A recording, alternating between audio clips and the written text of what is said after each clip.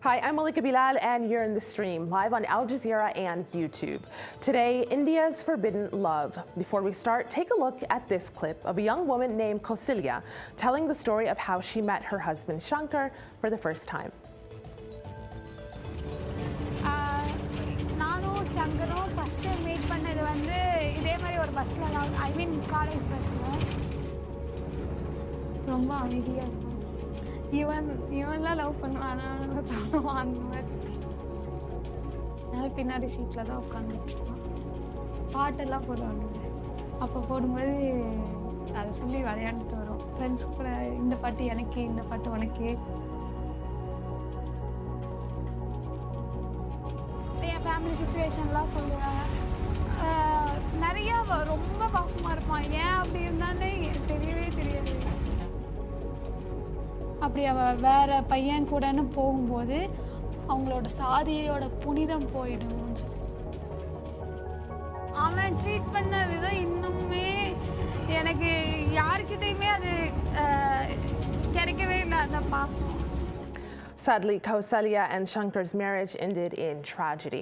In early 2016, the couple were attacked by a group of men as they walked home from a shopping trip. They were beaten and hacked at with long knives on a crowded street, causing horrific injuries.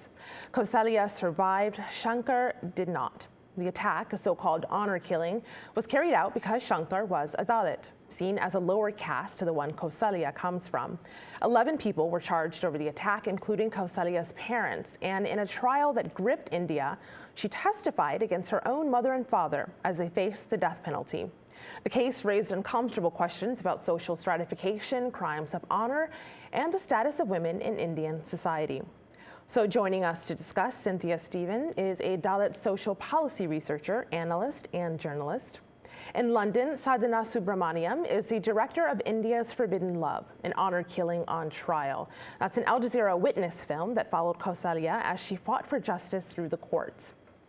And in Chennai, Manuraj Sundaram is a lawyer and spokesman for the opposition DMK party. Welcome to the stream, everyone. Sadhana, I want to start with you because you first came across that CCTV footage of the attack 2 years ago. What was it about this incident that spoke to you as a filmmaker?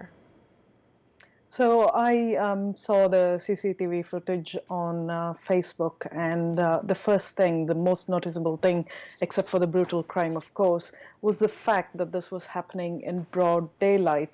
This wasn't an isolated incident somewhere happening in remote corners. This was happening right in the center of the city, and that's what stuck to me the most.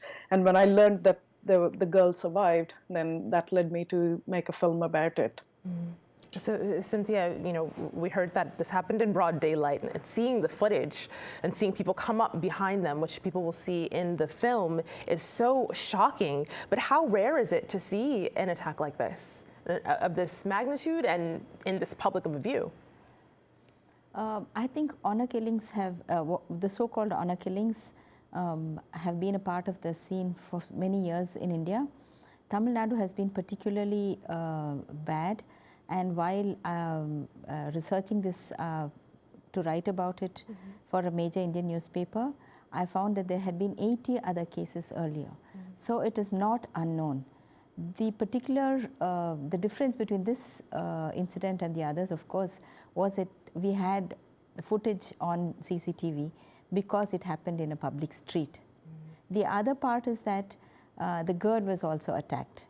Normally what happens is that the two are separated, and whatever happens to them individually. So these are the two things that strike us. When we talk about what makes this unique, Manuraj, I pulled up this tweet here. This is from Girish Nair. He says, here in India, he means, the ease of reporting remains a mirage. Try walking into a police station to report a simple crime. Try calling the police. There are those who may have had good experiences, but that's very difficult to stay confident. We're largely a police-fearing and hating society, and there's a long way ahead. So Manuraj, when we talk about what makes this case unique, is it the fact that there was a prosecution? Is it the fact that Kausalya testified against her own parents? Or is it the fact that, according to this tweet, it's difficult to even report crimes like this in the first place? Well, this is what makes the so-called honor crimes, quite a complex issue. Let's separate what the tweet has raised. So the tweet that we just read out speaks about reporting crimes. Honor killing, the complexity of the issue is not in the reporting stage itself. In my opinion, with regard to honor killings, the complexity goes up 10 times as much when it comes to the actual trials. Now, as you know, the so-called honor killings happen when a family feels that their so-called communal honor has been taken away because there has been a relationship or a marriage that has happened across two different caste groups. Now, when such a crime takes place, it is often the parents or the close relatives or members of the extended family or friends who are involved.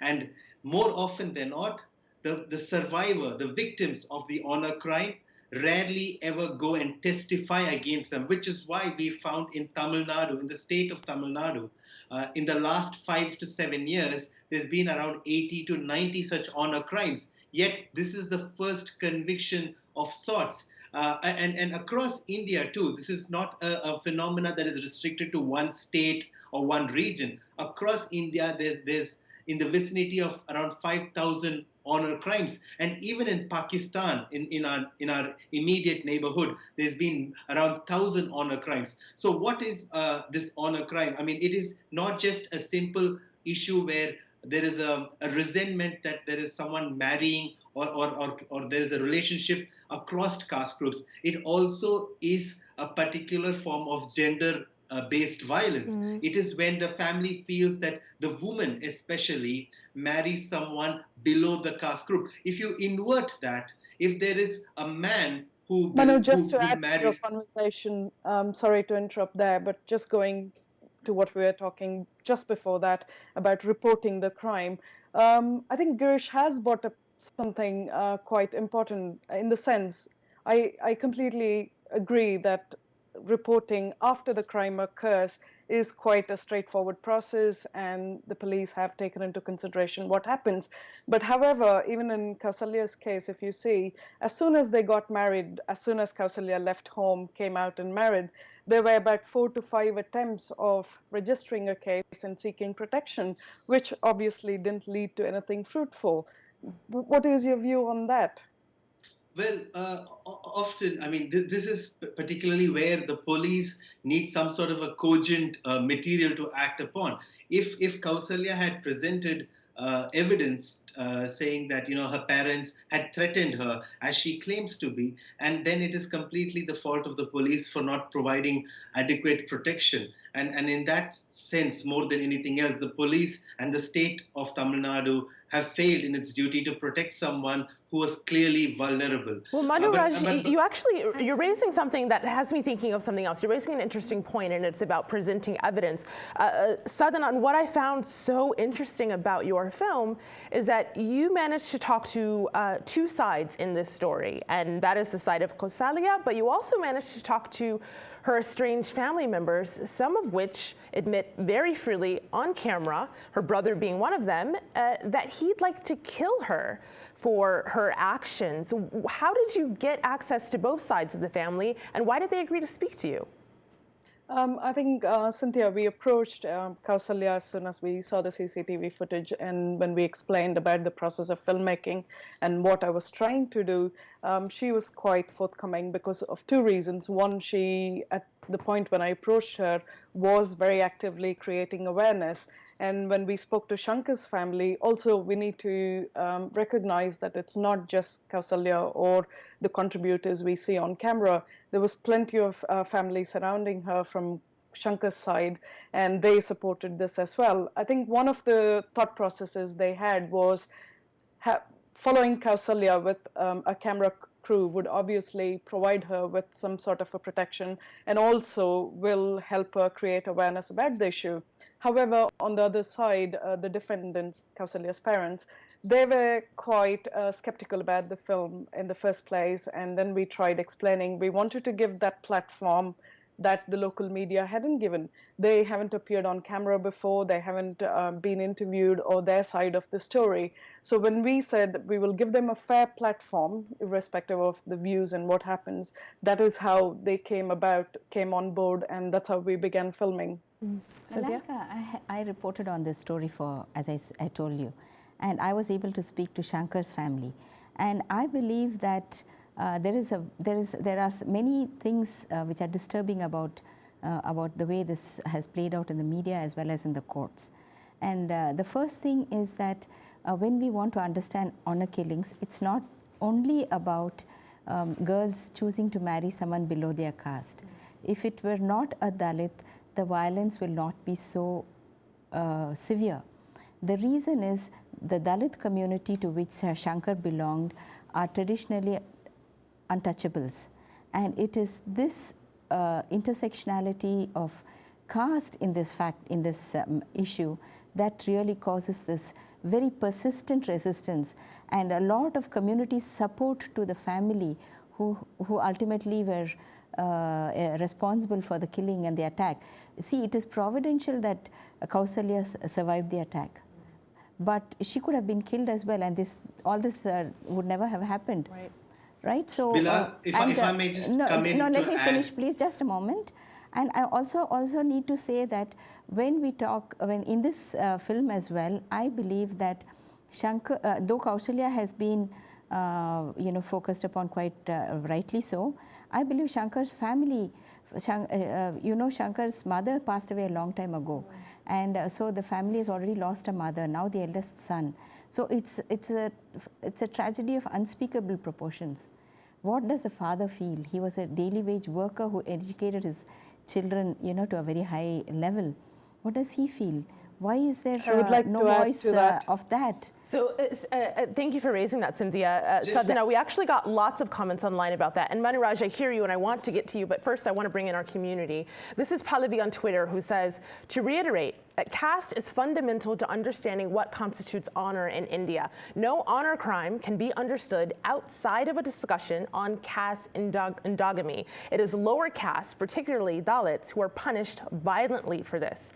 We also got a video comment from someone who says something very similar. I'll toss it to you, Sadhana. Have a listen to what one person had to say.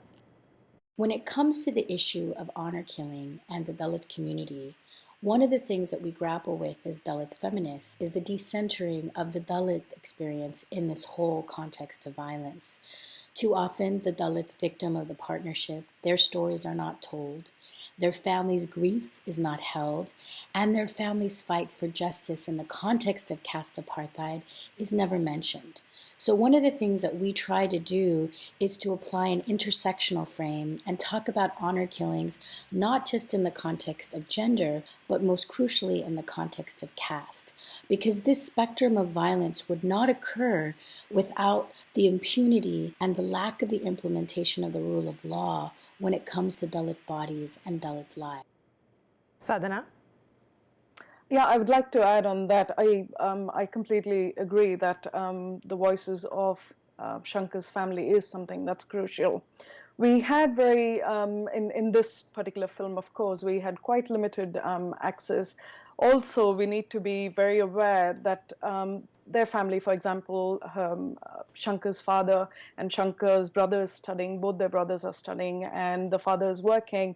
They were quite reluctant to go on camera. If you see, we had a lot more luck getting the defendants on camera than getting Shankar's family on camera. They're very reluctant because they have to face the society every day. They have to go out and work. So there was a huge security concern on that. That is, unfortunately, the ground reality of how it is there. But when I was reporting on it, they were very accessible. I was able to talk to Kausalya herself. The brother spoke to me. And that was just in the wake of the incident that happened 2 years ago. So perhaps they went through a journey during that period. And see, what Sadhana is saying also points to another thing, the very vulnerability they have. It's okay for these people to come on camera and talk clearly of threats, killing their own daughters. The brother even talks about killing the grandmother because she's saying, if the girl comes back, I'll look after her. But imagine these people have been victimized, but they don't have the social support they need to come on camera and see what they have to say. They are the ones who are the serious survivors of such a horrendous crime. Which is why we have tweets like But this. I think Sudantira, I want to bring this tweet in. She says, I think the question must be, why are Dalit men in the case of caste-based honor killings being criminalized? Why are Dalit families seen as threats to caste purity? But that, of course, is something that Kausalya is campaigning against. Here she is. She's become an activist. She's driven by what she says is this desire to make sure there are no more stories like that of her and Shankar. She's sharing her experience with groups of people all around India. Have a look at what that campaigning looks like. என்னை அன்பின் பெயரால் ஒடுக்க நினைக்கும் அவர்களுக்கு சங்கரின் இரத்த வாடை தெரியாது. இறுதியாக நானும் அவனும் சேர்ந்துதான் கண்மூடினோம். நான் எழுந்தேன், அவன் எழவே இல்லை. சங்கருக்கான, அதாவது சாதி ஒழிப்பிற்கான நீதி பயணம் என்பது மனதை சிறை வைத்துக் கொள்ளாது, கட்டற்ற சுதந்திரத்தோடு எனக்கான வாழ்வை விட்டு தராது பயணிப்பதுதான். இதுவே என் புரிதல். கற்றுக்கொடுங்கள், கற்றுக்கொள்கிறேன். நன்றி, வணக்கம். So Manara, she says the real justice is the fight against the caste system. How effective do you think that message is going to be? Well, it needs to be. It needs to be effective, as effective as it could be. And just going back to an earlier point that you had raised about how much with impunity the brother of Kausalya had spoken on camera about killing her. And I think Cynthia spoke about the brother also saying in a very casual manner that he would kill the grandmother if she were to take back Kausalya. I think it shows or it explains how ingrained the caste structure is deeply in society, that it is now normalized within society to sort of stand by the side of caste, even if it meant, killing someone close to you, killing someone who's married a person that who's part of your family. Kausalya's fight is, in my opinion, must be seen against a larger arc of sort of what social justice that we've been fighting for. And India, especially in the South, there's been a larger sort of a movement to rid the society of caste. Of course, it hasn't been very successful. And of course, today, honor killings is probably the worst form of caste-based violence and discrimination that society has witnessed. And it makes Kausalya's struggle all the more inspiring. It makes her strength and fortitude all the more, courageous and all the more relevant in the larger context, because we live in a fastly urbanizing space in Chennai. There's close to about 7 million people who are living here, and whereas still marrying across caste is seen as something so difficult. And in the most recent national research survey that we had done, that the government had done, only less than 10% of Indians had married across caste groups. Right. And I think that's important to understand why it is still such a huge social taboo, because there is no crime to marry against caste, but yet the society It's a frowns societal upon crime. it. The reason for that, we're getting different answers, and some people say we need to do away with the caste system. Other people are saying this is deeper than any of that, and this is about being in a patriarchal society, which of course so many of us live in. This is a video comment we got from Sanjukta Basu, and this is what she thought about it. Honor killing is not really about religion or caste. It is about patriarchy. It is about controlling women's bodies and sexuality and controlling her reproductive potential. Because the idea that family honor or community's honor is vested upon the woman's bodies comes from the fact that in her body, the caste identities are produced and reproduced. So to maintain the so-called purity of the caste, it is important to control whom she sexually engages with, because if women had freedom to choose what happens to her body, or the freedom to choose make her sexual choices, the entire patriarchal and patrilocal and patrilineal family system will crumble. Cynthia? See, while I totally agree with what Sanjukta just said, I'd just like to add that there is another layer of understanding in this, and that is that it's not just patriarchy. Patriarchy is worldwide. We see that the brand of patriarchy we see in India is particularly lethal to women and to Dalits because it is based on a religious ideology. And so this is the idea of caste superiority and inferiority, which basically is based on the Brahminical ideology, is the cause for this. And we really need to understand this factor very seriously, and this is the reason why it's such a fraught issue. And the Constitution has plenty of safeguards, but the system needs to gear up to defend those constitutional guarantees that people have of choice. So not enough is being actually implemented. Sadhana, I could see you nodding Cynthia, there. What did you want to add? Yes. I just wanted to add what Cynthia said is an important point. Yes, we are, India is a very tradition-bound patriarchal society, but that I don't feel alone is the reason for these crimes. If it were, it's almost come into an acceptance. If, let's say, among the groups of caste that are divided in the Hinduism, if they marry across to a similar level, there's no such problem. So intercaste marriages are happening, but when it happens with the lower caste or Dalits are the most affected. So I made that crimes point. Yes. Exactly. I completely agree. That is the problem. Yes. So it's really the untouchables who are the offending parties. So if intercaste marriages happen with among other non-Dalit castes, as I said in the beginning, the reaction is much less, and the system also accommodates intercaste marriages among between non-Dalits.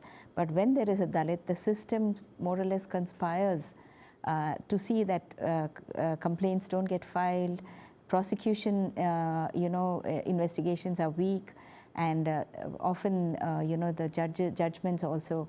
This is the very first time that we've got such a powerful judgment. There's one more aspect to this judgment, and that is that I think this is only the second time 6 people have been convicted in such a crime.